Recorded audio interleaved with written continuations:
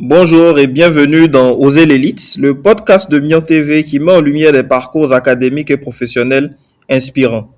Aujourd'hui, nous avons le plaisir de recevoir le docteur Jules Nguessan, chirurgien dentiste de formation, titulaire d'un master en management de l'ESSEC Business School en région parisienne, qui a effectué également un programme d'échange à UCLA aux États-Unis.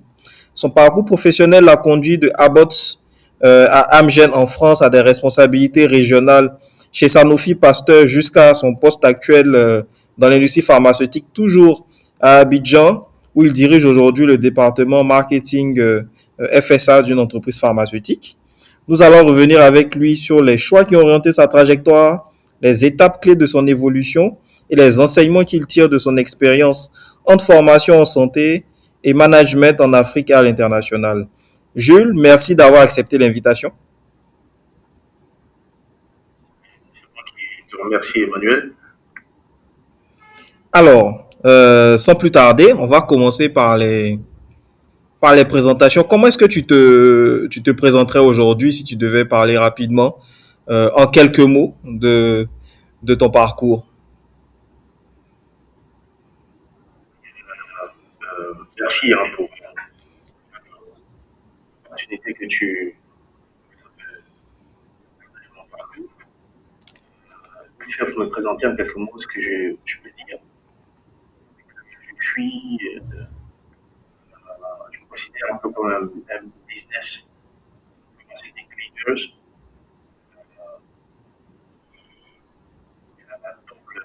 Donc, compétences médicales de base et puis ensuite compétences management.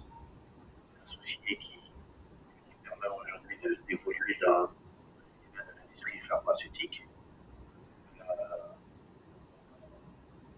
Je suis passionné par. Je pense qu'au fil de l'eau, voilà, on pourra aller un peu plus dans les détails. C'est ce que je peux dire à ce stade. Très bien, c'est le succès.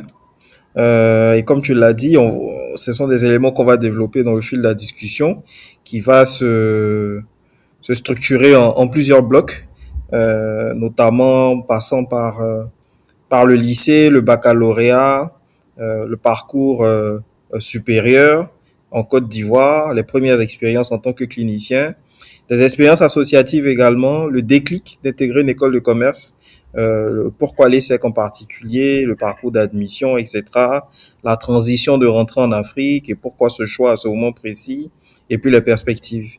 Alors, pour revenir au départ, on va revenir au lycée. Je sais que ça doit faire beaucoup d'années maintenant.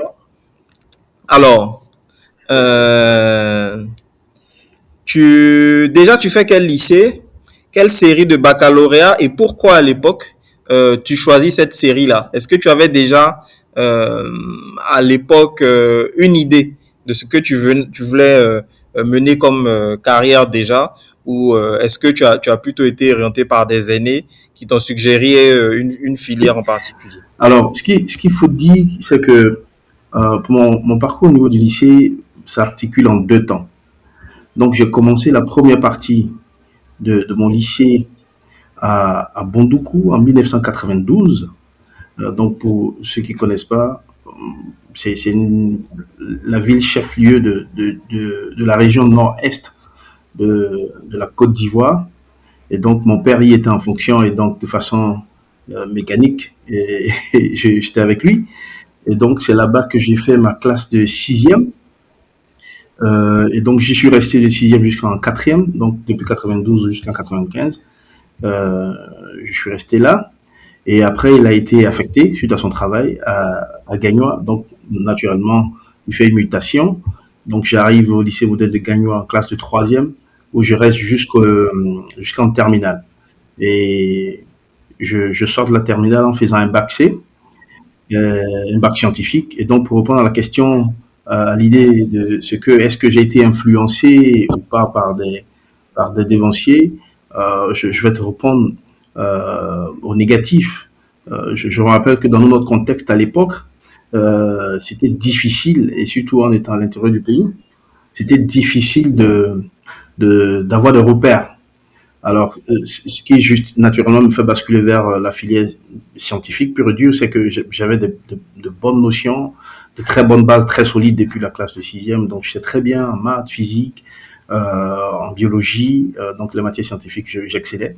Et donc, naturellement, après la seconde, à l'époque, nous on prenait que les quelques meilleurs, les 5 premiers, et qu'on envoyait en première C. Bon, j'en faisais partie, et donc, mécaniquement, j'y vais.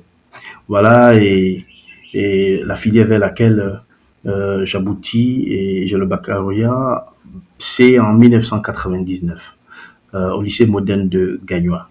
Donc voilà ce que je peux dire concernant la question relative au parcours lycée. Très bien. Donc, on va dire que quelque part, tu as suivi plutôt tes aptitudes. Tu étais bon en sciences.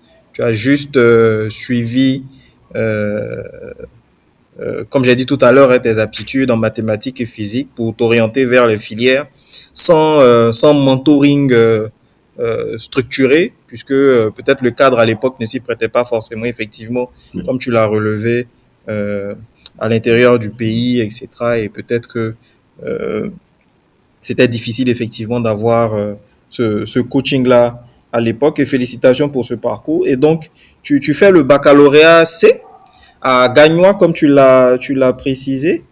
Et ensuite, à quel moment est-ce que, quand on a le bac C, on décide de s'orienter vers des études en santé? Est-ce que ton Mhm. choix initialement, c'était d'aller ton premier choix, c'était d'aller vers des études en santé? Comment est-ce que c'est faite la transition? Parce qu'il y a aussi en Côte d'Ivoire des écoles comme l'NCA ou l'INPHB ou d'autres filières à l'université. Mais pourquoi les études en santé en particulier et pourquoi chirurgie dentaire? Ah, alors, oui, c'est une très belle, oui, c'est une très belle question. Alors, moi, c'est un peu différent par rapport à beaucoup de personnes que j'ai pu entendre. Moi, j'ai une particularité. Ma particularité, c'est que depuis ma classe de quatrième, à l'intérieur du pays, j'ai été moi-même ayant eu des problèmes bucco-dentaires, donc j'ai eu affaire, on va dire, je peux m'exprimer en ces termes-là, j'ai eu l'occasion de rencontrer un chirurgien dentiste, un jeune chirurgien dentiste qui est rentré de la France et qui s'est très bien occupé de moi et qui m'avait véritablement marqué et je me voyais me projeter en m'inspirant de lui. Je disais que pourquoi pas dans quelques années faire comme lui. Donc déjà, les choses étaient relativement fixées depuis la classe de quatrième. Et donc, tout le long de mon parcours, je me suis renseigné de savoir quelle étude qu'on fait pour devenir chirurgien dentiste. Donc déjà, en arrivant en terminale, j'étais déjà très bien briefé. Mais un autre paramètre qui rentre en ligne de compte, c'est que autour de la classe de première C, on avait commencé déjà à avoir quelques informations relatives aux écoles supérieures. Et c'est là, par exemple, que j'ai eu euh, écho, par exemple, d'une filière comme l'ESCA, donc l'École nationale d'administration à l'INHP, donc une école d'excellence en Côte d'Ivoire, et qui a aussi, en deuxième temps, est venu, voilà, m'influencer. Mais je restais toujours sur ma première position, qui était que je fasse des études de sciences odontologiques. Et donc, c'est comme ça que de façon naturelle, après le bac C, je me pose même pas de questions. Quand mon père me demande qu'est-ce que tu veux faire après le bac, c'était clair pour moi. Hein. Je lui dis, je vais faire les sciences odontologiques, où on devient chirurgien dentiste. Donc voilà, on va dire relativement ce qui m'influence, qui me permet d'aller vers les sciences en chirurgie dentaire. Voilà. Très bien, c'était assez clair. La vocation est née assez tôt, déjà en quatrième, d'avoir déjà cette rencontre-là et puis de rester fixé sur le cap. Alors à l'époque, comment est-ce qu'on rentre en sciences odontologiques en Côte d'Ivoire? Je sais qu'à une certaine époque, il y avait le tronc commun. Aujourd'hui, ça n'existe plus. Mais à l'époque, comment est-ce que ça se passait? C'était quoi les critères pour intégrer? C'était où l'université? Raconte-nous un peu ton expérience de lycéen qui a son baccalauréat C à l'intérieur du pays et qui vient, je pense, à Abidjan pour ses études Mhm. supérieures. Oui, il faut dire que déjà, j'ai le bac, pour juste rappeler que j'avais le bac à Gagnois. Donc Gagnois, c'est à peu près 400 kilomètres de, d'Abidjan, la capitale, à partir du centre-ouest. Et donc, juste naturellement après le bac, en fonction de ce qu'on souhaite faire, j'étais amené à, à rappliquer sur Abidjan pour faire mes préinscriptions. Alors, comment ça se passe? Déjà, l'université qui abritait ce qu'on appelait le tronc commun, qui était en réalité l'école préparatoire aux sciences de la santé, qui regorgeait à la fois les étudiants qui voulaient faire des sciences médicales, des sciences pharmaceutiques et des sciences odontologiques, donc les trois filières de la médecine sur place, prévoyait déjà pour y entrer deux phases. Donc une première phase de sélection de vos dossiers, donc tout ce que vous avez obtenu comme note au baccalauréat, vos bulletins, donc tout ça vous déposez dans un premier moment, c'est ce qu'on appelait la préinscription. Vous faites vos choix en fonction de vos priorités et ensuite vos dossiers sont étudiés et à l'issue de ça, maintenant va être promulguée une liste des retenus qui vont intégrer l'école préparatoire aux sciences de la santé. Et c'est comme ça que je rentre après analyse de dossier avec pour premier choix en sciences odontologiques. Je rentre à l'école préparatoire des sciences de la santé en 1999, juste après le bac. Et je pense que l'année, nous étions l'effectif autour de 3000 étudiants qui ont été retenus pour à peu près 300 places au total des trois filières réunies. Donc c'était une école extrêmement sélective. Et d'ailleurs, aussi pour ça que ce qu'on appelait le tronc commun, la première année était aussi qualifiée en griffe de tombeau commun. Voilà, parce que c'était très serré, très sélectif. Et on était assujetti sans des évaluations partielles, en tout cas, vous étiez autonome. Personne ne s'occupait de personne. Si vous voulez, vous venez au cours. Si vous voulez, vous ne venez pas.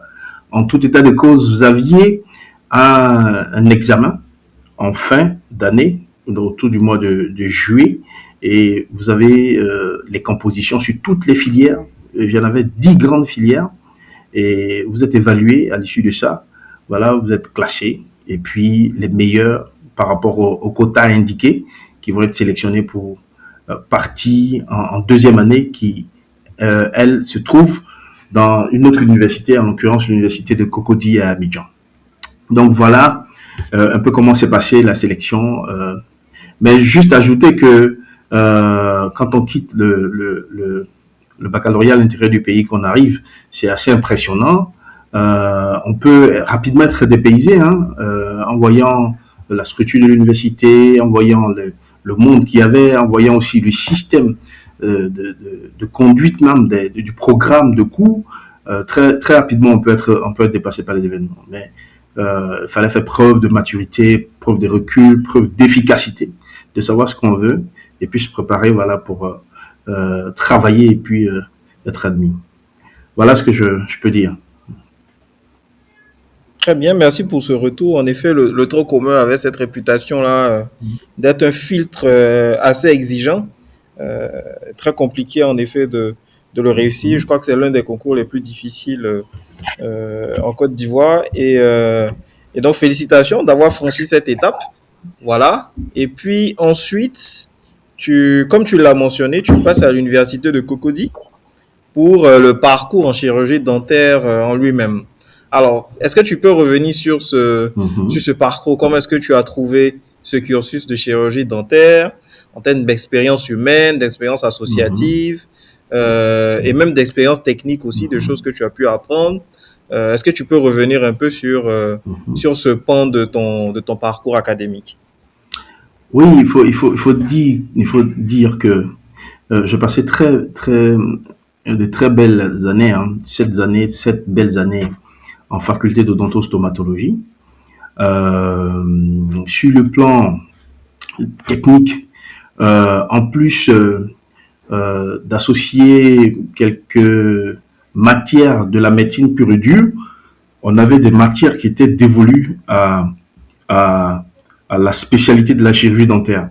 Je me rappelais qu'on avait beaucoup de cas pratiques, de travaux pratiques, de travaux dirigés, où on travaillait sur des modèles qui étaient semblables à l'humain. Je parle par exemple des modèles qu'on appelait par exemple l'ivoirine. C'était des matières qui étaient proches par exemple des dents, en l'occurrence, sur lesquels on faisait des préparations de taille. C'était assez nouveau et c'était assez intéressant, passionnant. Voilà, donc on découvrait ces aspects-là. Et puis après, toujours dans la phase technique, vous montez à partir de la 4e année, vous montez dans la phase clinique. Quand vous avez appris beaucoup de théories, beaucoup de travaux pratiques, vous montez dans la phase clinique où vous êtes appelé à prendre en charge les personnes et vous êtes évalué tout le long de ces années-là afin de partir en année supérieure. Donc, c'est vraiment du concret. Et je me rappelle que c'était extrêmement de belles années. Et puis, on combinait à la fois technique avec aussi le côté social qui était extrêmement important.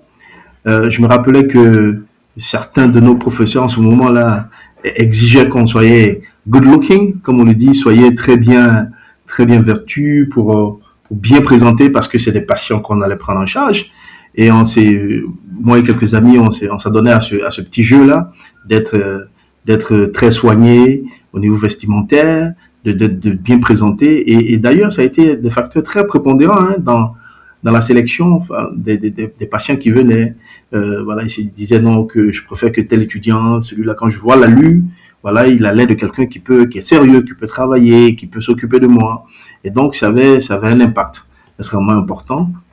Autre élément, par exemple, d'un point de vue associatif, c'est aussi une école de formation initiale au management pour moi parce que j'ai eu le privilège d'être à partir de la classe de la quatrième année à d'être élu le président de tous les étudiants. Ça part de la 4e année jusqu'à la 7e année, donc les années cliniques y compris. Donc ils ont bien voulu me porter à la tête de l'association des étudiants. Et moi et certains amis qui étaient très ambitieux en ce moment-là, on a porté un nouveau paradigme, une nouvelle manière de gérer. On a attiré une visibilité sur cette fac avec les pratiques. Je me rappelle qu'on a organisé des journées qu'on appelait des journées de l'étudiant en odontostomatologie, les JOS, où on passait sur des plateaux télé pour faire des annonces. Je me rappelle aussi qu'on avait décidé de rehausser en fait l'image de ce métier-là qu'on considérait comme prestigieux. Et au départ, ça c'est un peu une petite boutarde. Certains de nos enseignants n'y croyaient pas forcément qu'on pouvait arriver à ce projet-là. Ils se sont rendus compte au fil de l'eau qu'on était très sérieux. Les regards ont commencé à porter sur nous, les mobilisations ont commencé à être faites, et la presse était avec nous, et au demeurant, on a véritablement apporté une image, on a redoré une image, on a remis, je vais dire, le métier à un certain niveau, ce qui était fort appréciable, et ça m'a permis aussi d'apprendre à gérer les hommes, d'apprendre à interagir avec des supérieurs hiérarchiques, notamment le décanat, apprendre aussi à travailler avec des partenaires externes, parce qu'on va pas rencontrer des bailleurs, des grosses firmes. Et c'est là que, en ce moment même, j'avais eu l'opportunité de rencontrer quelques directeurs généraux même de laboratoires pharmaceutiques qui étaient basés à Abidjan, à qui on partait présenter nos différents projets dans le cadre associatif. Et donc, on a eu véritablement le temps de se faire des connaissances, donc étoffer notre carnet d'adresses. C'était extrêmement très bien d'un point de vue associatif. Et au niveau social, on était une fac très jeune, et donc on avait des enseignants qui étaient jeunes, donc on a pu tisser des amitiés, vraiment des amitiés très solides avec certains des enseignants avec qui nous partageons encore aujourd'hui ces amitiés-là. Et on est reconnaissant à toute occasion qu'on a à l'égard de nos différents maîtres qui nous ont aidés dans ce parcours-là. Donc, au demeurant, ces 7 belles années passées à la faculté d'odontostomatologie, ça nous a permis d'être très bons techniciens, très bons chirurgiens dentistes qui, par la suite, nous permet de pratiquer la chirurgie dentaire. Ça nous a permis aussi de gagner en développement, en leadership. Et puis, ça nous a permis aussi de renforcer nos capacités relationnelles d'un point de vue social. Et on sort de là très armés pour la suite, en fait, de notre parcours. Voilà. Et je voulais terminer en disant que c'est tout le long du parcours quand j'étais en sciences odontologiques que j'ai eu l'occasion, par exemple, d'être exposé à d'autres domaines en dehors même du cadre technique de la chirurgie dentaire, par exemple le management. Je commençais à m'intéresser à quelques leaders mondiaux et de me poser la question à l'idée de savoir est-ce qu'il y a la possibilité de compléter le management donc suscité par des velléités associatives. Est-ce que plus loin, il y a des formations, par exemple, qui peuvent être dédiées au management et qui peuvent venir se greffer sur ma formation médicale de base. Et c'est là que ma curiosité a commencé à naître et a commencé à regarder vers d'autres horizons. Voilà un peu. Très bien. Euh, très très belle expérience hein, en faculté d'odontostomatologie. On aurait tendance à penser que vu que c'est une fac scientifique et puis axée sur les sciences de santé, on est vraiment dans un environnement quasi austère avec des étudiants qui sont focalisés que sur les études, la validation de leurs unités de valeur et pas forcément avoir une vie associative aussi riche. Le parcours que tu viens de nous présenter montre que ben, c'était pas le cas mais qui avait vraiment de vraies interactions et une vraie richesse sur la faculté. Tu as commencé à répondre à la question à laquelle je m'apprête à répondre maintenant, mais tu pourras y apporter un peu plus de précision. C'est de se dire, baccalauréat, c'est, on arrive au tronc commun qu'on réussit, après on arrive en faculté d'odontostomatologie, on a l'expérience que tu viens de citer, mais à quel moment est-ce qu'on se dit qu'on veut intégrer une école de commerce? Comment est-ce qu'on arrive à faire ce choix-là? Quelles sont les expositions qu'on a qui permettent d'arriver à cette décision? Euh, et puis, un peu plus tard, tu pourras nous dire pourquoi est-ce que tu jettes ton dévolu sur l'ESSEC, sachant qu'il y a beaucoup d'écoles de commerce, pourquoi la France d'ailleurs, etc. Alors je pourrais t'avancer trois raisons, si j'arrive à garder le fil. La première raison, si tu te souviens très bien dans mes propos, initialement, même quand on était au lycée, je te disais que quand on était en classe de première, sous l'effet des échanges avec certains amis, je pensais déjà en deuxième option à l'ESCAE, dans l'école d'administration de la prestigieuse école de l'INHP. Euh, voilà, donc déjà j'avais des velléités en administration des affaires ou en management, si vous voulez. Voilà, en ce moment-là. Donc, c'est quelque chose que j'avais visiblement dans le coin de la tête et donc que j'avais gardé en surbrillance et qui ont commencé petit à petit à naître, à se développer. Deuxième élément, je commence à m'intéresser de plus en plus à des personnes qui pourraient être des modèles d'un point de vue professionnel, des modèles inspirants. Et ça va faire rire. Au moment où je m'intéressais, par exemple, en 2000, à certaines personnes inspirantes, l'une des premières personnalités qui m'a inspiré, c'est par exemple Tidjane Thiam. Personne ne le connaissait aujourd'hui comme quelqu'un qui allait venir être président de la République et rien ne présageait même qui se prêterait à ce jeu voilà, de politique. Et moi, depuis 2000, voilà, je m'intéressais à son parcours. C'était un Ivoirien qui se distinguait et qui était passé par ces écoles de management et qui brillait, qui était au firmament hein, de son art. Et c'était assez inspirant. Et je me posais la question à l'idée de savoir, mais est-ce qu'il y avait la possibilité plus tard de pouvoir marcher dans ces pas-là? Il y avait un deuxième modèle aussi qui m'inspirait, je crois, Monsieur Kragwe Gadou Vincent. À l'époque, ceux qui suivent l'actualité du consulting doivent savoir, c'était un éminent consultant, je crois qu'il a travaillé chez Arthur Andersen aux États-Unis, qui est ivoirien. Et je crois, sur le régime politique précédent en Côte d'Ivoire, il a été, je crois, l'artisan majeur même de la création du VITIB, notre zone franche qui fait l'apologie de la technologie et des biotech, quelqu'un d'extrêmement brillant. Et donc, ce sont ces parcours-là, en deuxième lieu, qui me taraudaient l'esprit, et donc qui me faisaient me poser des questions. Et en troisième lieu, tout naturellement, c'est en me posant des questions, en discutant aussi avec certains amis.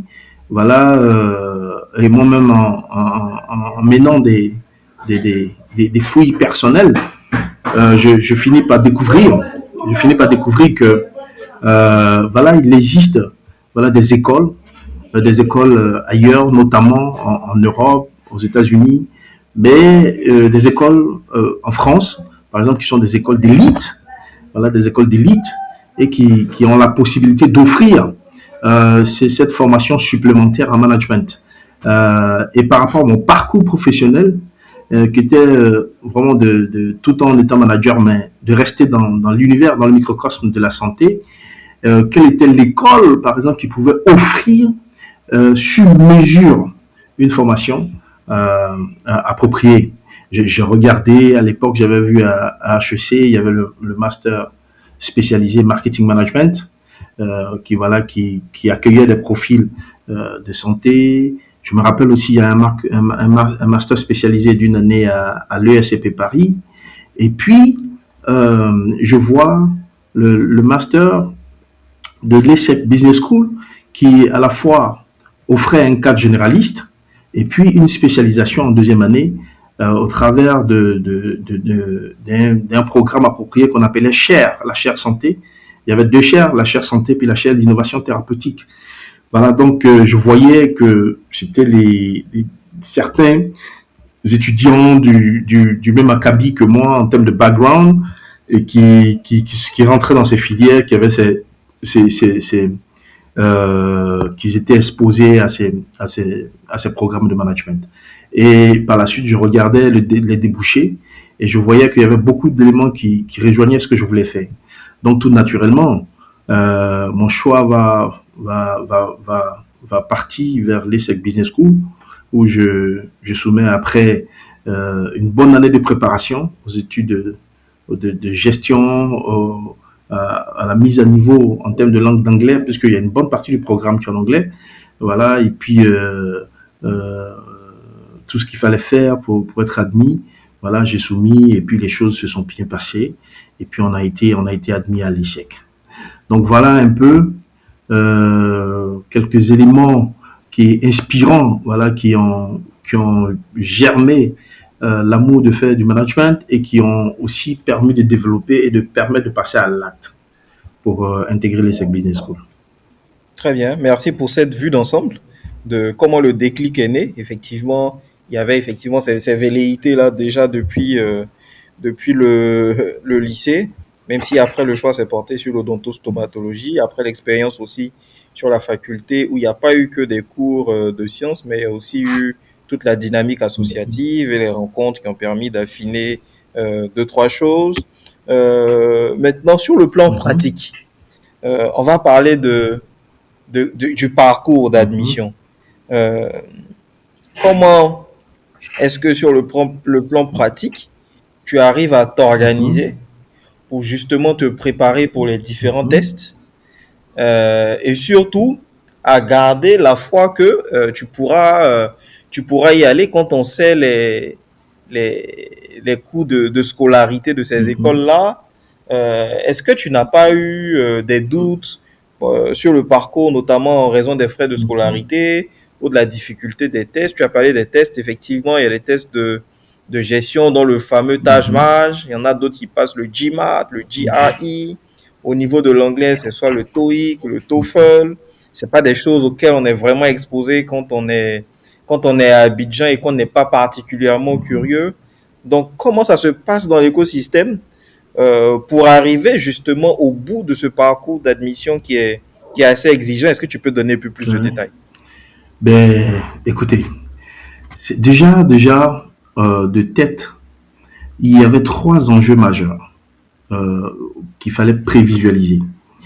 Déjà, c'était l'enjeu de l'admission technique dans lequel il fallait avoir un très bon score pour des tests d'aptitude aux études de gestion.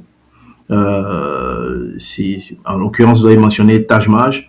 Voilà, et donc, c'est des tests qui étaient obligatoires dans la sélection. Donc, qui demandaient beaucoup de préparation parce que c'est des tests on va dire, relativement atypique, qui combinait un peu votre capacité à synthétiser des informations, votre capacité à raisonner de façon logique, votre capacité à rapidement mener des calculs, et donc déjà des aptitudes qui permettent à devenir manager demain. Donc c'est un test qui est très complet et qui était exigeant, qui demandait beaucoup de temps de préparation. Donc il y avait cet enjeu technique-là. Le deuxième enjeu technique, c'est l'anglais. Une bonne partie du programme est en anglais, et donc ça demande à ce que vous soyez bilingue. Et d'ailleurs, c'est sanctionné par un test officiel en anglais que vous faites, qui est un élément prépondérant dans la sélection. Ensuite, le troisième enjeu que je voyais, c'était l'enjeu lié aux frais de scolarité. Il ne suffit pas d'être admis. Une fois admis, que vous y allez, il y a les frais de scolarité qui étaient extrêmement élevés. Je me rappelais qu'à l'époque, les frais de scolarité s'élevaient à 37 000 euros, autour de 22 millions de francs CFA. Donc il y avait cet enjeu. Et enfin, de façon globale, c'est-à-dire ton vécu même, une fois arrivé sur place, comment vous devez vivre en termes de logement, en termes de nourriture, en termes de déplacement, en termes même d'argent de poche.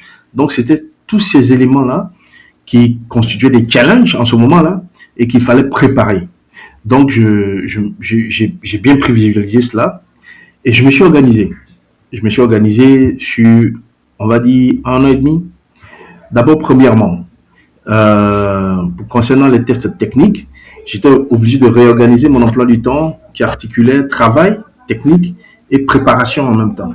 Donc, ce que je faisais, par exemple, c'est que je travaillais en clinique privée. Donc, j'y allais les matins, par exemple. Je travaillais le matin de 8h jusqu'à 18h. Donc, quand j'arrivais, je rentrais chez moi, je me reposais pour me réveiller à 22h et je bossais toute la nuit de 22h jusqu'à 6h du matin à préparer les tests techniques aux études d'aptitude, aux études de gestion. Donc, je faisais des exercices, je faisais des trainings pour me permettre à la fin, avoir un score très élevé. Donc, il y avait cet aspect-là, en termes d'organisation de mon emploi du temps. Donc, du coup, j'avais soustrait tout ce qui pouvait être parasite à mon train de vie afin de me concentrer exclusivement là-dessus. Donc, une année de préparation très sérieuse sur le test. Et aussi, deuxièmement, par rapport à l'anglais, il y a une petite anecdote. Qu'est-ce que j'ai fait? J'ai fait quand même quelques tours sur des établissements officiels qui préparaient à renforcer sa langue d'anglais. Je me rappelle, à l'époque, il y avait une école qu'on appelait Améritèche, de Madame Gray, la responsable, c'est comme ça elle s'appelait. Je suis allé demander une proforma d'une formation de 4 mois en anglais, ça tournait autour de 5-6 millions de francs CFA. Je suis parti à Wise à l'époque au sein de l'ENA, c'était à peu près les mêmes factures, je trouvais que c'était trop élevé. Et donc, j'ai pu avoir la chance d'avoir un programme. Il s'agit de American Corner, à l'époque, c'était une entité de l'ambassade des États-Unis qui était logée au sein du CIRES, du Centre de recherche en économie et sociale, du côté de Cocody. Et donc, là-bas, on offrait en fait des facilités pour les étudiants même et étudiants en fin de cycle, afin de partir se préparer et renforcer l'anglais là-bas, à des coûts vraiment très accessibles.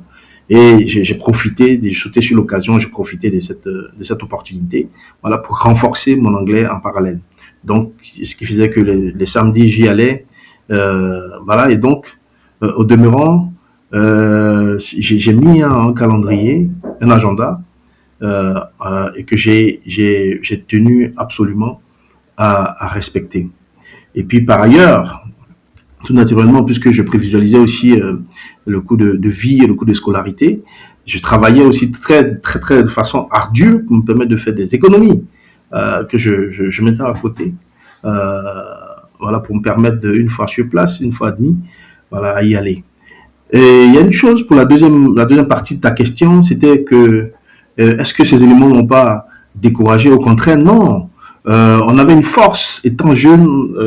Je me disais que j'appelais ça en général une force propulsive. Il y avait du feu à l'intérieur de nous, en griffe, qui bouillonnait, qui faisait que en ce moment-là, rien ne pouvait constituer un obstacle pour nous. On était focalisé, on avait un objectif, on voulait absolument y aller. Et donc, tous ces éléments qui étaient, a priori, pouvaient être des obstacles, on les voyait comme des éléments on pouvait éviter, on pouvait contourner à force de préparation. Donc, on avait cet engagement, on avait cette détermination-là qui nous enflammait et ça payait. Cette détermination a payé parce qu'au bout du compte, voilà, les tests avec de très bons scores. En anglais, on a réélevé le niveau.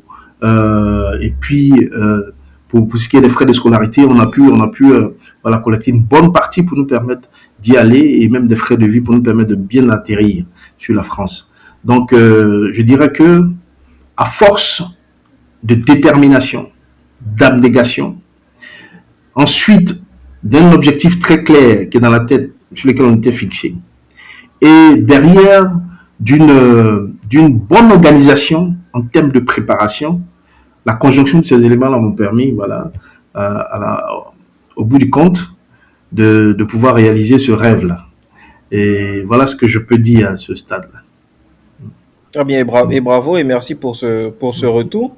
Ça montre qu'il y a eu vraiment que c'était pas un chemin aisé entre la préparation au test de management, l'activité professionnelle aussi que tu menais puisque tu avais une activité en clinique, donc il fallait revenir, trouver le temps et les ressources de se remettre de la fatigue, de repartir sur des révisions supplémentaires, d'autant que les études en santé également sont longues. Ensuite, le test anglais, euh, avec les contraintes financières aussi, on parle des contraintes financières des écoles d'accueil, mais sur Abidjan également, on se rend compte aussi que c'était pas évident avec des coûts qui peuvent être élevés pour des programmes de préparation. Donc c'est un chemin qui n'a pas été évident, mais finalement tu as pu rentrer à l'ESSEC. Et ça, c'est un autre milestone, parce que quand on revient d'avoir fait le lycée à l'intérieur du pays, d'avoir eu son bac, d'être venu à Abidjan, d'avoir effectivement à ce niveau-là encore réussi son parcours, et puis encore on franchit un cap supplémentaire en allant en école de commerce, donc des études qui sont nouvelles, en tout cas par rapport à ce qu'on a fait au préalable, dans un nouveau pays. Alors, comment ça se passe quand on arrive en France? Déjà, tu dis que tu avais des économies quand tu arrivais, mais est-ce que ça suffisait? Tu as quand même parlé de 37 000 euros. Je doute que les ressources que tu as pu épargner, notamment dans le cadre de ta pratique clinique, avaient pu couvrir l'ensemble de ces frais-là. Donc, comment est-ce que tu gères ton arrivée en France, en ton adaptation culturelle, la gestion de ces sujets financiers et puis le fait de rentrer dans le programme et de le réussir? Donc, voyez, comment je gère mon arrivée, comment je m'adapte au contexte et comment je réussis mon parcours. Alors, déjà, il faut juste préciser que j'intègre l'ESSEC en 2009. Pour ceux qui suivaient l'actualité politique ivoirienne d'alors, on était en pleine crise. Une crise politique en Côte d'Ivoire. Et donc, tout ce qui était institutions financières pouvant accompagner en termes de bourse, tout ça a été gelé en ce moment-là. Donc, on ne pouvait même pas prétendre dire qu'on solliciterait une bourse de la part de la présidence ou d'une autre institution pour nous accompagner. Donc, ça, c'était déjà grillé. Donc, vous comprenez que c'est un élément qui vient encore durcir le tableau existant. Donc, cela dit, par le fait qu'on était absolument déterminé, on a tenu quand même à poursuivre nos rêves. Et comment ça va se passer? Alors, ce qui était intéressant, c'est que je me suis moi-même, en termes d'organisation, établi une sorte de stratégie pour permettre à ce que mon landing soit soft, donc mon atterrissage soit le plus aisé en France. Qu'est-ce que j'ai fait? J'ai commencé déjà même à me familiariser, à connaître la ville de Paris avant même d'y arriver. Donc, je me essayais par exemple à aller sur Google Maps, à retrouver par exemple en résidence. Euh, je visualisais en fait tout le circuit ferroviaire de Paris, c'est-à-dire comment, si j'arrive à Paris, comment me déplacer. Euh, je, je, je prenais plaisir à maîtriser les 20 arrondissements et les différentes dispositions des 20 arrondissements euh, de Paris. Pour celui qui fait attention, il doit s'en rendre compte que les 20 arrondissements sont organisés de façon spirale, voilà, jusqu'à atteindre les 20 arrondissements à partir du centre.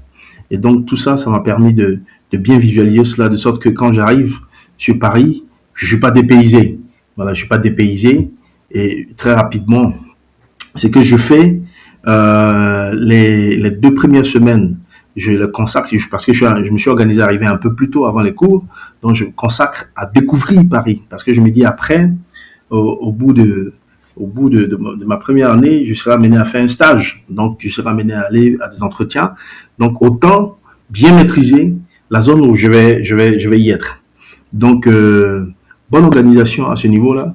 Donc, ça me permet, voilà, de bien découvrir, de bien connaître Paris 2 semaines avant même de démarrer les cours. Ça, c'est le numéro un. Numéro 2, euh, ce que je fais en termes d'organisation, on a aussi profité des avantages qu'offrait l'école. Par exemple, en termes de logement, je crois l'ESSEC offrait des résidences. Enfin, c'est pas une offre, c'est des résidences payantes, mais avec des tarifs privilégiés pour les étudiants. Donc moi, j'ai saisi cette opportunité-là pour avoir ma résidence, par exemple. Et puis, voilà, pour la suite relativement en fait aux frais de scolarité. Ce qu'on a fait, puisqu'on avait j'avais déjà préfinancé une partie de la scolarité, mais pas la totalité, de partie de la scolarité. Ça m'a permis d'avoir une bouffée d'oxygène dans les premiers moments quand je suis arrivé. Et puis, dans la deuxième phase, puisque si ça va naturellement me tomber là-dessus, j'ai essayé de voir sur place quelles sont les institutions ou d'autres mécanismes qui pourraient me permettre, par exemple, d'acquérir un prêt bancaire. Donc, j'avais vu il y avait des banques partenaires à l'école, mais sauf que pour avoir des prêts, il fallait avoir un aval qui était solvable. Et en ce moment-là, c'était très compliqué d'avoir des personnes qui se proposaient à être des avals. Mais écoutez, nous, on s'est dit quoi? On s'est dit que le management s'applique à soi-même, d'abord, avant même que ça ne soit vers les autres. Donc, essayons de nous manager à faire en sorte à ce qu'on puisse lever des fonds. Donc, on a mis des mécanismes en place, des systèmes en place à rencontrer des gestionnaires, à discuter, à les convaincre. Et ces éléments-là aussi ont été productifs au bout du compte. Donc, voilà. Et dernier élément par rapport à l'atterrissage, par rapport au cursus, ce qu'il faut dire, c'est que c'était très compliqué au départ. Vous imaginez quelqu'un qui a fait ses études de médecine, qui a commencé à travailler, qui a essayé de vivre dans une relative, on va dire, opulence au bled en griffe, qui décide de revenir encore à l'école, voilà, et donc qui va se préparer, qui rentre, mais qui va rentrer dans un programme avec des profils qui viennent du monde entier, très jeunes, très vivaces. Pour la plupart d'entre eux, par exemple, les profils français qui sont passés par des classes préparatoires et qui sont vifs d'esprit. Donc, vous entrez dans un programme de ce type-là et qui, vous, à la base, vous venez d'un programme, on va dire, quasiment atypique par rapport au management. Et l'adaptation reste très difficile. Il y a des moments de doute. Voilà, tu te poses des questions, mais qu'est-ce que je fais encore ici? Alors que j'aurais pu, par exemple, être fonctionnaire à Béoumi, par exemple, et être tranquille et ne pas vivre toutes ces situations. Mais non, on n'a pas baissé nos bras. On s'est juste dit que, écoutez, si vous avez été sélectionné parmi tout ce monde, que vous faites partie des rares personnes qui ont pu intégrer ces cursus, c'est que vous avez les aptitudes. Donc, retrousser les manches, ça va demander beaucoup de temps de travail. Et à partir de ce moment-là, je me rappelais que je passais quasiment toutes mes journées, une partie même de la nuit à la bibliothèque, voilà, renforcer mes capacités sur des éléments de base et ensuite sur des éléments des spécialités. Voilà, pour vraiment me permettre d'aller vite et bien dans le cursus qui était un cursus assez dense, hein, assez dense. Voilà. Et donc, c'était beaucoup de nuits blanches. Je me rappelle que sur le premier trimestre, j'ai perdu 10 kilos, hein. 10 kilos. C'est des expériences extrêmement enrichissantes et qui demandent Peut-être entre le stress de la nouveauté et puis même la nourriture aussi et tout ça. Je pense qu'en termes d'adaptation, il y a beaucoup de exactement, choses qui changent. il y a beaucoup de paramètres qui rentrent, la culture gastronomique, la culture, je vais dire, sociale, et même la culture académique. C'est pas les mêmes programmations, les mêmes systèmes d'évaluation et même d'apprentissage. Donc, il faut reformater ton disque dur pour s'adapter au contexte. Et c'est là que réside, on va dire, notre capacité de résilience, notre capacité à se dire que, écoutez, vous êtes en griffe des ambassadeurs, vous représentez toute une communauté, et donc il va falloir prendre sur vous et travailler extrêmement durement. Et pour terminer, ce que je pourrais dire, c'est que au-delà de ça, j'ai tout le long du cursus, j'ai pu me faire de très belles amitiés, des amitiés avec des étudiants français, russes, américains, qui ont été, qui sont toujours mes amis, hein, et que quand j'ai l'occasion de passer à Paris, on se retrouve des fois à partager des éléments ensemble. On réfléchit souvent à des projets au niveau, à une échelle beaucoup plus grande. Et c'est de véritables amitiés qui continuent. Je pense que c'est cette situation aussi, avec ces amitiés aussi, on avait souvent des éléments off, hein, des éléments en termes de détente, en termes de se retrouver pour décompresser. Et donc tout ça, c'était une combinaison de moments on va dire griffe à peine, mais aussi de moments de grande joie, de moments de grande joie. Donc ça nous permet de garder vraiment de très bons souvenirs de nos différents passages. Ça permettait d'atténuer en fait toutes les difficultés qu'on rencontrait. Et puis voilà, ça nous a permis aussi d'avoir de très belles amitiés, de permettre aussi d'étoffer aussi nos réseaux relationnels. Et donc, vraiment, c'est un parcours pour moi qui a été très passionnant et que je revivrai si cela était à refaire. Voilà. Très bien. Euh, alors, en termes d'expérience, hein, toujours en école de Mhm. commerce, euh, tu as aussi fait un voyage d'échange à Mhm. UCLA. Je sais aussi qu'il y a eu, enfin, qu'il y a systématiquement la question de la recherche des premiers stages Mhm. également. Est-ce que tu peux revenir sur comment s'est déroulé ce voyage d'études? Pourquoi est-ce que tu l'as choisi? Ton expérience à UCLA aux États-Unis par rapport à ton expérience en France ou à Abidjan, c'était quoi les particularités? Et puis en termes d'expérience professionnelle, comment ça s'est passé pour la première recherche de stage? Parce que pour beaucoup d'étudiants, c'est pas évident aujourd'hui. Est-ce qu'à l'époque c'était déjà le cas? Et comment tu as réussi à contourner ces écueils-là pour arriver à atteindre tes différents objectifs? Très, très bien. Je vais commencer par la recherche de stage parce que je suis d'abord parti en stage avant d'effectuer cet échange d'études là.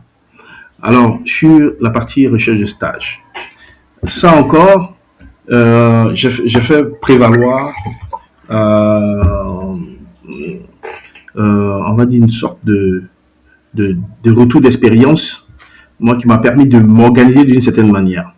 J'ai pu avoir on va dire quoi, le privilège de beaucoup échanger avec certains qui étaient rentrés en école de commerce quelques années avant moi. Il y en avait certains d'autres qui étaient déjà en stage, il y en avait d'autres aussi qui étaient revenus des stages. Donc, tous ces échanges, on va dire ces collectes d'informations m'ont permis de comprendre qu'il fallait s'organiser très tôt si véritablement tu veux rapidement avoir un stage. Voilà, donc, étant donné que je visualisais, puisqu'on commence les cours en septembre, je visualisais commencer un stage en juin, juillet, août, donc en été, là. Je me dis, écoute, si tu veux avoir ce stage en ce moment-là, il va falloir t'organiser à commencer les entretiens très tôt. Donc, très rapidement, je suis rentré dans le circuit sur la plateforme de l'école, sur comment faire, m'ouvrir aussi à d'autres informations externes au niveau de l'école pour collecter toutes les offres de stage que je voulais entreprendre. Voilà, c'était la première étape. Donc, à partir de janvier, déjà, j'avais commencé à faire ça.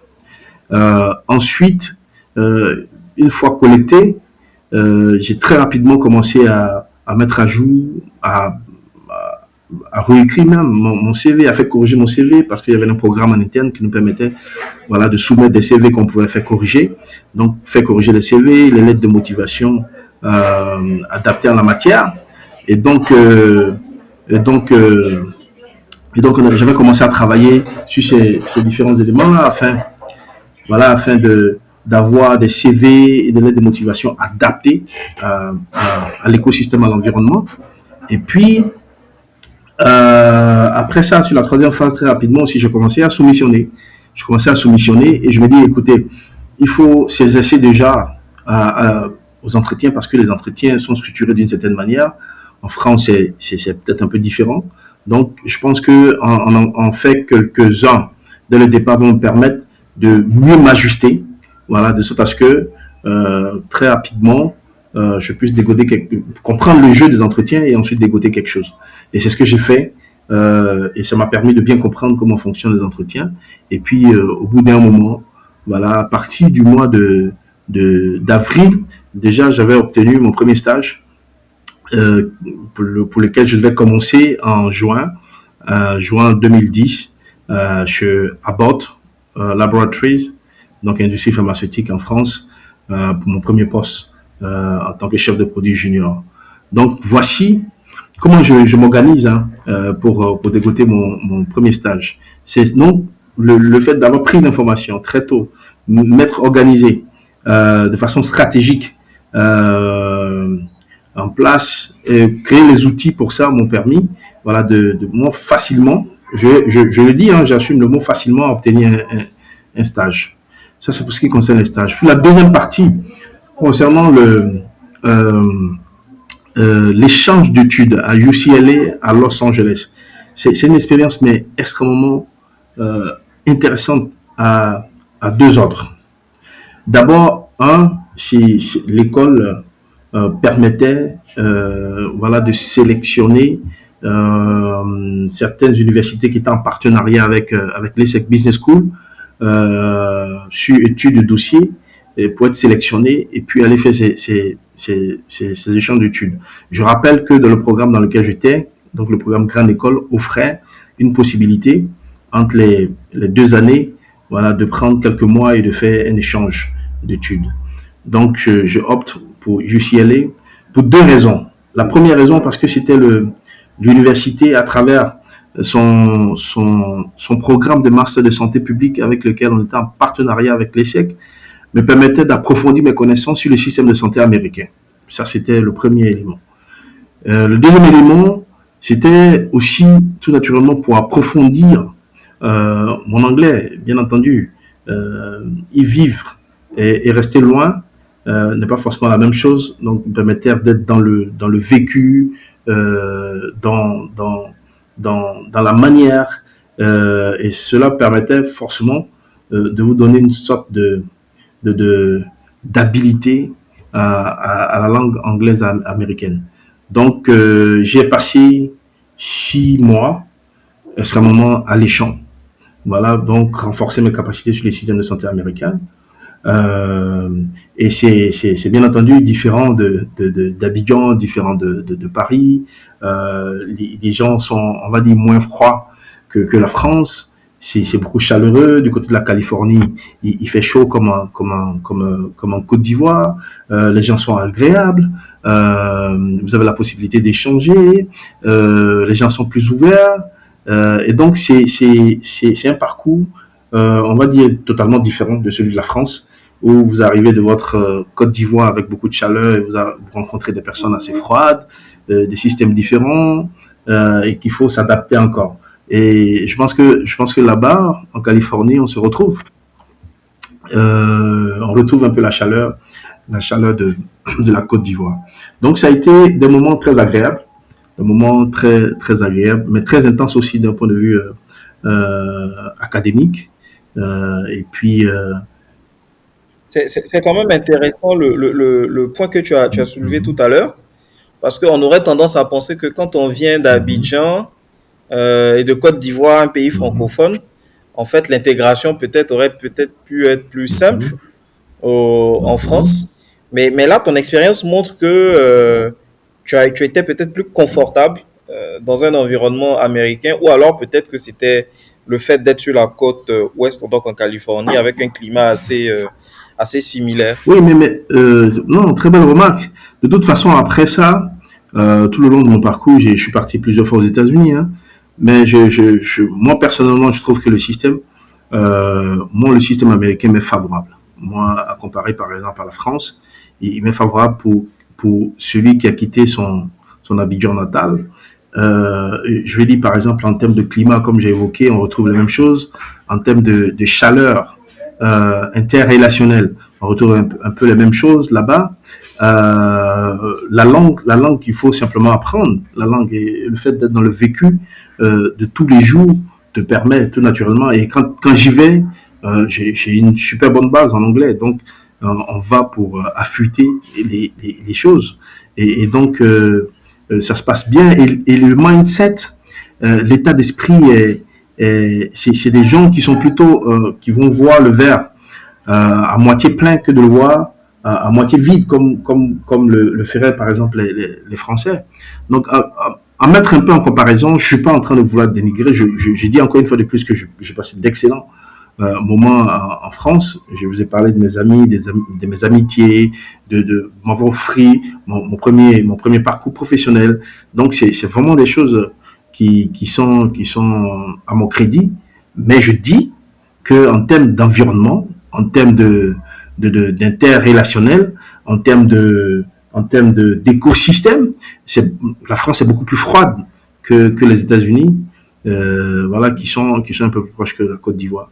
Mais je pense que, au demeurant, c'est tout ça qui enrichit, qui permet de développer en nous cette habilité à naviguer dans plusieurs contextes professionnels par la suite. Vous rentrez dans des environnements professionnels où il y a plusieurs nationalités qui s'y trouvent. Comment vous adaptez à chacune de ces nationalités dans le cadre de votre travail. Je vais dire, l'acquisition de toutes ces expériences à naviguer à travers ces cultures différentes-là qui donnent une sorte d'habilité. Au contraire, c'est pas un point négatif, c'est plutôt quelque chose d'assez positif à prendre en compte. Voilà un peu. Très bien. Donc, premier stage chez Abbott, expérience américaine.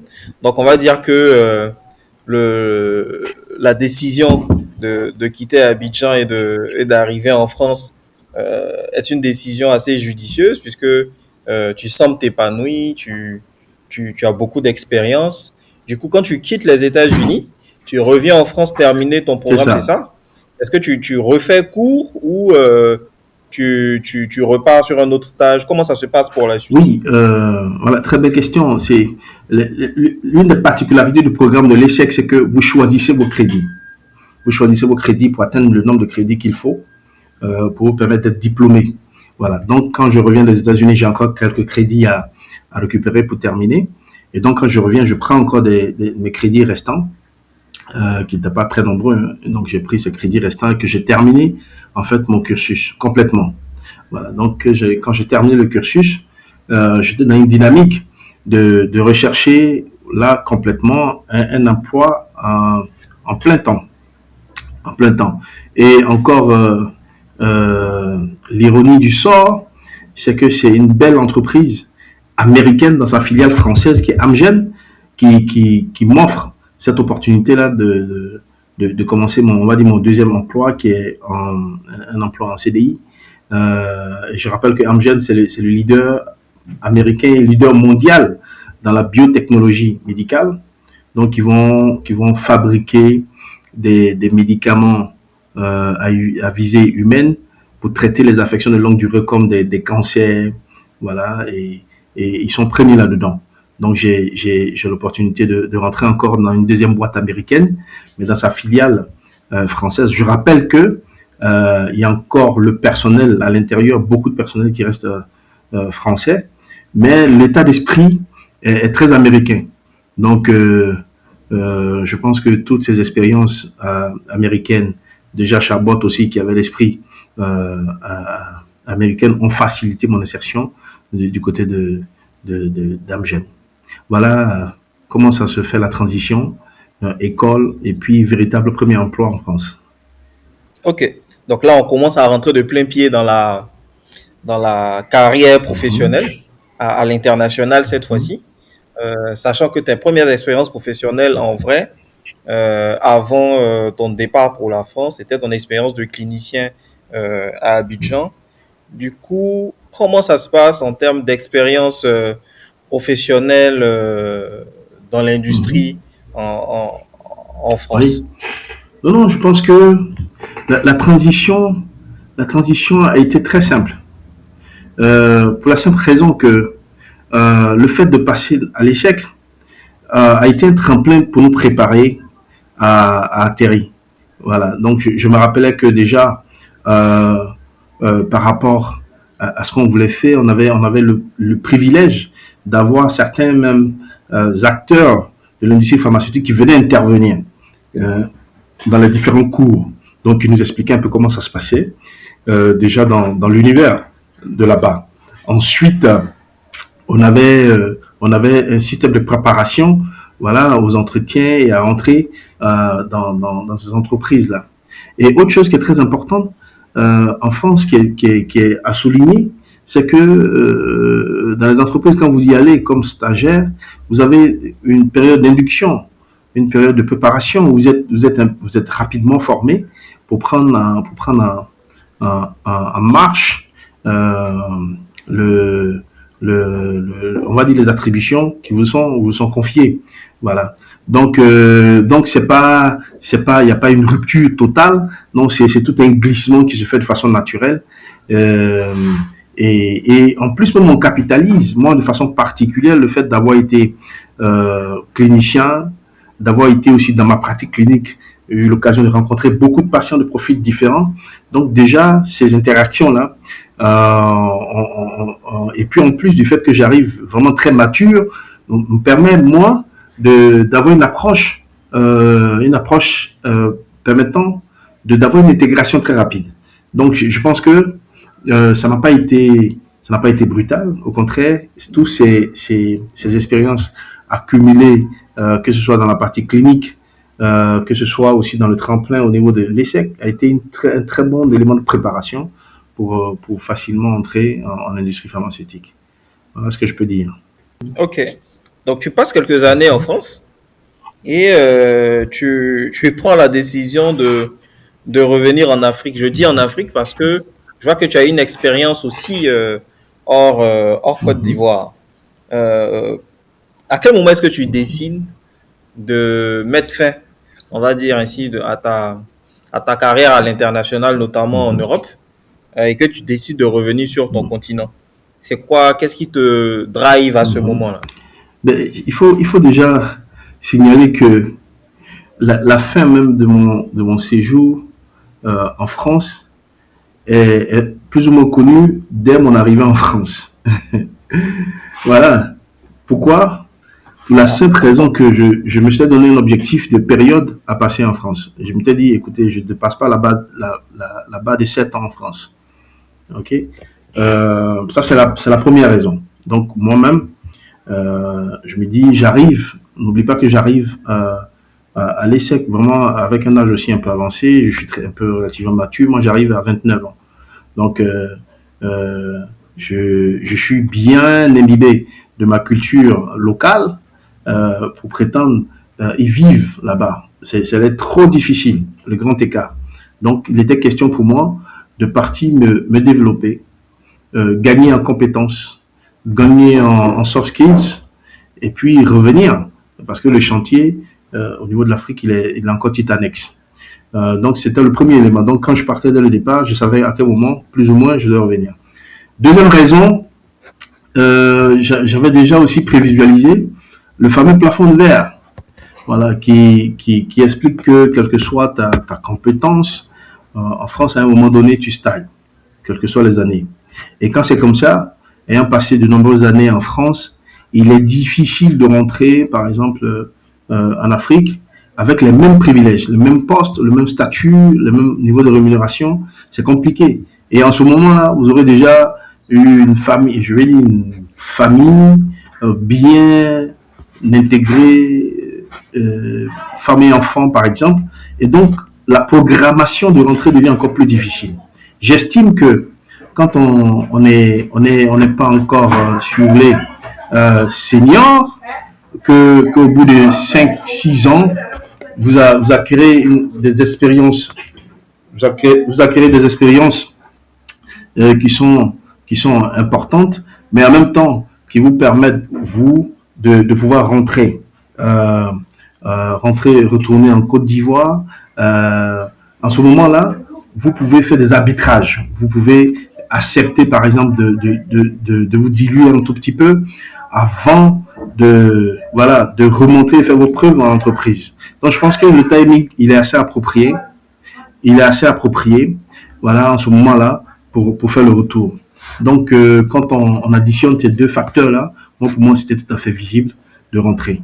Voilà. Autre élément qui est plutôt à souligner, qui pour moi, faudrait qu'on arrive à le corriger à terme, c'est que on n'a pas de véritable mécanisme ou système prôné par nos États africains, surtout francophones, pour permettre une sorte de passerelle de retour de la diaspora, pour qu'ils atterrissent aussi, qu'ils reviennent après avoir accumulé des expériences, des connaissances, revenir apporter leur pierre à l'édifice de développement de nos nations. Ça n'existe pas dans la zone francophone, malheureusement. Donc, quand vous finissez, c'est vous-même encore, vous êtes obligé de revenir, encore d'être dans la recherche. Et souvent, c'est très compliqué. D'ailleurs, ce facteur-là n'encourage pas tous ceux qui sont aussi à peu près dans le même profil que nous, à vouloir rentrer. Parce que les gens ont besoin souvent aussi d'être accompagnés. Nous, on a pris le courage d'être dans la rupture, de revenir parce qu'on avait envie de revenir et d'apporter notre édifice à coûte que coûte. Donc, ça nous coûte aussi ce que ça vaut. Voilà. Voilà ce que je voulais ajouter à ce stade-là. Très bien. Donc, on va dire que la décision de rentrer était déjà prise au moment où tu partais. Mhm. Donc, c'était quelque chose de très logique. Alors, comment tu reviens justement en Afrique? Est-ce que le décalage, tu parlais tout à l'heure de parfois du différentiel de revenus, est-ce que c'est quelque chose qui a failli te dissuader à un moment ou à un autre? Est-ce que tu estimes que ton atterrissage et ton retour s'est fait dans de bonnes conditions? Euh, et comment est-ce que tu as appréhendé justement cette transition-là? Comment l'écosystème ici, tu l'as trouvé? Euh, et comment tu as progressé depuis? Mhm. Hormis la situation que je viens de décrire, c'est-à-dire une véritable politique de nos États africains, surtout de la zone francophone, à créer une sorte de passerelle, une sorte de pont pour faciliter le retour. En dehors de ça, le retour, il faut le préparer. Il faut le préparer pour que ça soit, tu l'appréhendes de la meilleure des manières. Et c'est ce que j'ai fait d'ailleurs. Donc, sachant que je devais rentrer à un moment donné, qu'est-ce que je fais? Je constitue une petite épargne à mettre de côté pour me permettre, moi, dans le moment de flottement, quand j'arrive, à pouvoir m'assurer et m'assumer, voilà, dans la période de flottement, de recherche d'emploi. Donc, c'est ce qui a été fait dans un premier moment. Ensuite, dans un deuxième moment, j'étais bien informé du système de parité du pouvoir d'achat. C'est-à-dire que vous fonctionnez de 1 à 3 en termes de coefficient entre Abidjan et Paris. Donc, c'est-à-dire si vous vivez à Paris avec 3 000 euros, c'est équivalent du vécu en ce moment-là de 1 000 euros en Côte d'Ivoire. Donc, je me dis, à partir de ce moment-là, quand vous rentrez, il faudrait bien pouvoir visualiser votre rémunération en tenant en compte de ce facteur-là de parité de pouvoir d'achat. Donc, quand je mets ça en perspective, quand je rentre, Et la première proposition que j'ai, qui me permet d'ailleurs de partir à Dakar, dans l'industrie pharmaceutique, j'estime que c'est au niveau escompté dans mes objectifs. Donc du coup, voilà, on se prête au jeu. Et puis je me dis, en troisièmement, si c'est à moi de faire mes preuves au sein de l'entreprise, effectivement, si je suis bon, à moi de le démontrer et de faire en sorte à ce que je gravisse les échelons, voilà, au sein même de l'entreprise, voilà, pour aller très vite et rattraper éventuellement ce que j'aurais perdu. Donc, c'est ce que je fais, mais le chemin n'est jamais linéaire. Le chemin n'est jamais linéaire. Donc, tout naturellement, il va y avoir des adaptations aussi culturelles, quelques écueils en rapport avec forcément le fait de ne pas être compris à chaque fois dans ton style, dans ton mode de fonctionnement. Mais en dehors de ça, globalement, le retour bien préparé est source de réussite. Et puis, dernier élément pour terminer, il y a ce qu'on appelle les coûts d'opportunité qui sont très importants en rentrant. C'est quoi le coût d'opportunité? C'est que l'avantage d'ici, comme tout le, on va dire quoi, la société en chantier, vous avez beaucoup de marge de manœuvre de développer des choses en parallèle. Ça peut être même d'avoir suffisamment de temps, par exemple, à accorder à vos parents.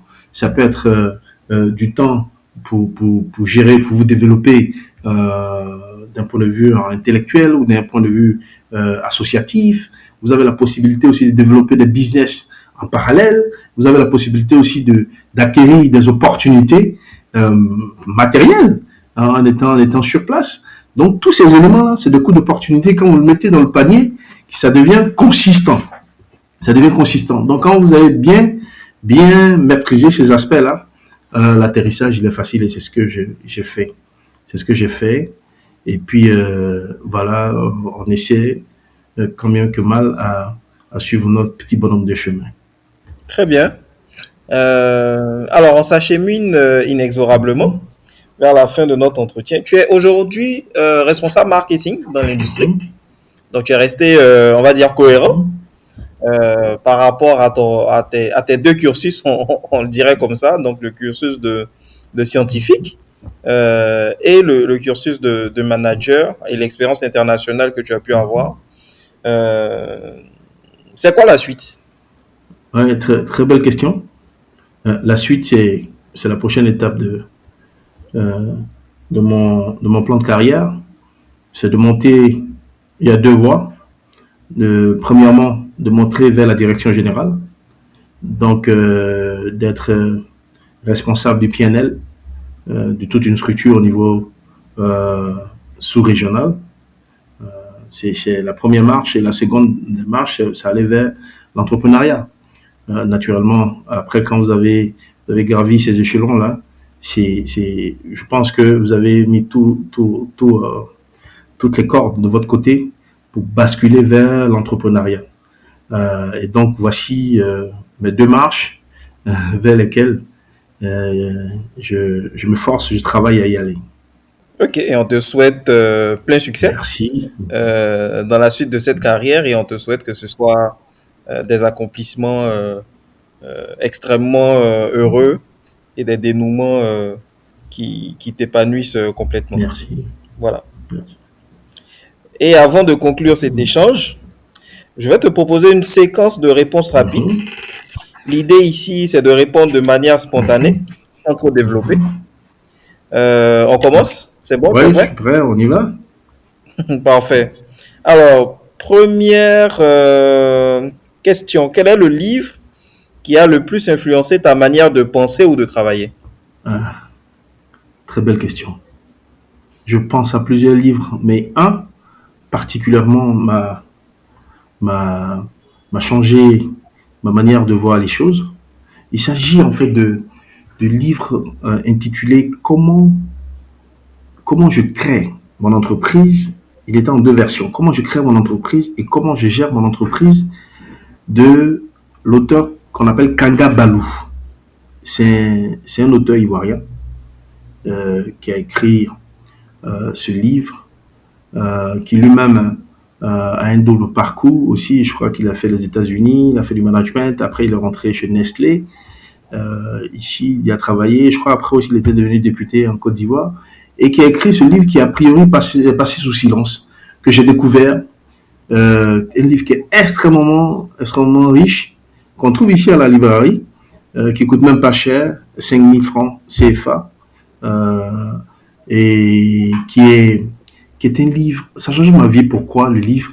Parce que au-delà même de tous les livres de leadership, de management qu'on a pu compulser, les livres européens, américains et autres, celui-là, c'est un Ivoirien qui l'écrit, qui a eu la chance de travailler à l'international et qui est rentré, et qui nous permet de mettre le pied dans l'entrepreneuriat, mais à la version africaine.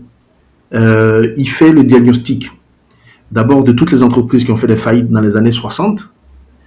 Il propose des solutions sur comment faire le management type africain, et qui met en avant, en exergue, certains self-made men à l'intérieur, des champions locaux et sous-régionaux dont on ne connaît pas forcément, donc qui décrit le parcours. Et puis à la fin, ce qui est encore plus intéressant, c'est qu'il donne des outils de management assez simples pour vous permettre de concevoir, de créer et de piloter son entreprise. Je pense que c'est un livre. J'ai même pu avoir l'occasion, par exemple, de le proposer à un de mes amis qui à l'époque était à HEC, et qui avait été agréablement surpris après avoir lu tout. Vous ne pouvez pas imaginer tous les livres de leadership qui existaient aujourd'hui, et qui était très, très, très fort content de lui avoir proposé ça comme un cadeau. Et je recommande ça aussi à beaucoup, beaucoup d'entre nous de l'acheter. Il y en a encore à la librairie de France. Il coûte pas cher, il est facile à lire, et puis il y a des outils là-dedans que vous pouvez utiliser pour implémenter votre business. Voilà. Très bien. Quelle est la décision professionnelle qui a véritablement changé le cours de ta carrière? Oui. Une décision, c'était la première fois il m'est arrivé de prendre la décision de virer quelqu'un. Voilà, c'est jamais de gaieté de cœur, de virer une personne qui est une personne ressource, qui a de la famille derrière, qui était là pour travailler, donc qui avait ses objectifs. Et donc, je vais dire, des logiques professionnelles peuvent amener à prendre des décisions de ce type, qui sont des décisions extrêmement dures, mais qui font partie du jeu, de l'organisation, mais qui sont difficiles à prendre, parce qu'il faut compter avec la dimension humaine qui est aussi importante là-dedans. Donc, ça m'a permis de voir le jeu de l'organisation d'une certaine manière que je n'avais pas auparavant. Voilà. Quelle erreur t'a le plus formé? Celle dont tu as tiré un apprentissage déterminant. Erreur. Erreur. Oui, les erreurs, j'en ai, j'en ai commis tout le long de la carrière. Erreur comme ça de tête. Non, je pense, j'ai une anecdote dans ce sens-là, c'est que quand ma première expérience en entreprise en France, je n'étais pas encore très habitué au climat. En tant qu'Africain, on avait des repas très lourds à midi. Je me rappelais que à une des réunions l'après-midi avec toute la grosse équipe marketing et commerciale, et étant le seul noir à l'intérieur de la salle, que vous somnolez des fois, je me suis fait reprendre par ma N+1 de ce que voilà, ça ne se reproduise plus. Voilà, ça a été une erreur qui, à partir de ce jour-là, m'a permis à moi de prendre toutes mes dispositions jusqu'à aujourd'hui, au cours des réunions de Stakabi, à ne jamais voilà, somnoler, quitte à ce que je prenne 2, 3 tasses de café, quitte à ce que je sorte prendre un peu d'air, quitte à ce que je rentre dans la douche, me laver un tout petit peu. Mais voilà, ça m'a permis de développer certaines habilités pour ne plus commettre cette même erreur-là. Voilà. Ok. Parmi tous les pays où tu as travaillé ou voyagé, lequel t'a le plus marqué et pourquoi, en un mot ou une idée? Je dirais le Cameroun. Pour avoir fait les 5 continents, je dis dire Cameroun, ça va surprendre plus d'un. C'est le Cameroun pour moi. J'y ai passé une année en tant que country manager là-bas. Ce qui m'a le plus marqué, le Cameroun, j'ai retrouvé que c'est le pays de tous les pays que j'ai parcourus, c'est le pays qui se rapproche le plus de la Côte d'Ivoire, tant au niveau de la culture gastronomique, culture, on va dire même au niveau du climat, au niveau de la géographie, euh, au niveau de la constitution des villes, au niveau des rapports entre hommes, entre humains. Il y a beaucoup de similitudes avec la Côte d'Ivoire. Donc quand j'y étais, la première fois arrivé au Cameroun, je me suis senti chez moi. Ça, c'est une des premières raisons. Donc, tout naturellement, en se sentant comme chez soi, on performe plus. Ça, c'est numéro un. Numéro deux, c'est le seul pays au monde où les deux langues, française et anglais, cohabitent de la meilleure des manières. J'ai eu le temps de fréquenter aussi la zone anglophone où les mentalités sont totalement, diamétralement opposées aux mentalités francophones. Donc, vous avez deux systèmes qui cohabitent dans un seul pays. Je trouve que c'est une opportunité mais énorme pour ces Camerounais-là, et même pour des étrangers qui viennent, voilà, de découvrir d'autres facettes de la culture camerounaise en ayant une imprégnation de la zone anglophone. Voilà, et puis en termes de cadre de vie, il est assez similaire. Et au niveau professionnel, l'écosystème est sain. L'écosystème est sain et à force de travail, vous avez, vous avez votre performance qui est reconnue. Au demeurant, voilà, c'est un très beau pays. Ok. Enfin, si tu devais donner un seul conseil à un jeune professionnel africain Mhm. ambitieux, quel serait-il en une phrase? Non, d'être fixé sur son objectif et de ne pas bouger d'un iota.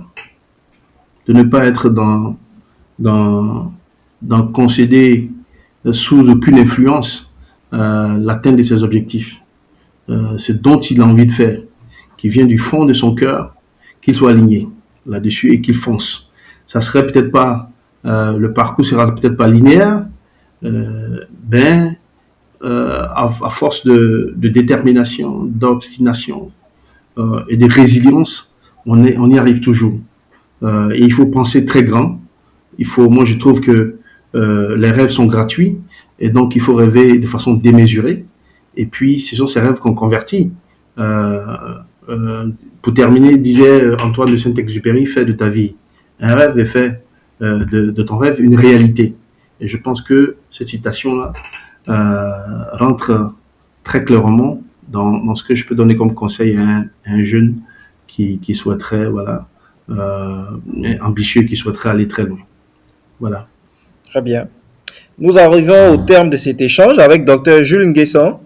À travers son parcours, on retient qu'il n'y a pas de trajectoire linéaire vers l'excellence, mais une succession de choix assumés, de transitions courageuses et d'apprentissage constant, de la formation clinique au management. Son itinéraire rappelle qu'il est possible de conjuguer expertise technique, vision internationale et engagement pour les réalités africaines. Merci à toi, Jules, pour ta disponibilité, ta clarté et la profondeur de tes réponses. Et merci également à vous qui nous écoutez. Si cet épisode vous a inspiré, partagez-le autour de vous et abonnez-vous à la chaîne YouTube Bion TV pour ne manquer aucun prochain entretien. À très bientôt pour un nouvel épisode.